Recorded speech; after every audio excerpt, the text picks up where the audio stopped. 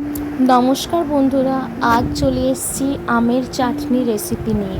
তো ফার্স্টেই আমি আমটাকে কেটে নিয়ে ভালো করে ধুয়ে নিয়েছিলাম। তারপরে কড়াইতে অল্প একটু তেল দিয়ে তার মধ্যে হলুদ, লঙ্কার গুঁড়ো এবং অল্প একটু নুন দিয়ে আমগুলোকে ভালোভাবে ভেজে নেব। ভেজে নেওয়ার পরে দিয়ে দেব গরম জল। এইবারে আমি আমটিকে সেদ্ধ হতে দেব।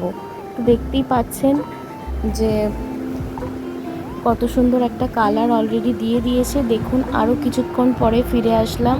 এখানে আমগুলো প্রায় সেদ্ধ হয়েই এসছে এবং কালারটাও খুব সুন্দর এসছে।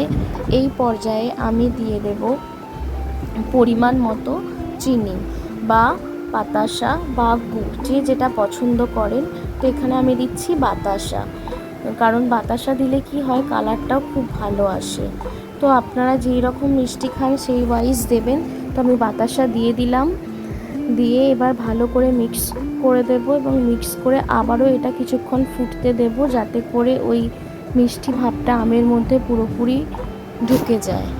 তো দেখতেই পাচ্ছেন কত সহজেই বানিয়ে নেওয়া যায় আমের চাটনি রেসিপি। এইভাবে আপনারা বাড়িতে বানিয়ে খাবেন, অসম্ভব সুন্দর হয়। একবার বানিয়ে যদি আপনি ফ্রিজে রেখে দেন, এটা অনেক দিন পর্যন্ত খেতে পারবেন। তো দেখতেই পাচ্ছেন বাতাসাটা পুরো জলের মধ্যে গুলে গেছে। এরপরে আমি আবারও সেদ্ধ করে নিলাম এবং দেখুন কত সুন্দর কালার এসছে। মনে হচ্ছে না পুরো বিয়ে বাড়িতে যে চাটনিগুলো দেয় ঠিক সেই রকম। তো এইভাবে অবশ্যই কিন্তু আপনারা বাড়িতে বানিয়ে খাবেন। দেখুন, আমার আমের চাটনি রেডি। Thank you.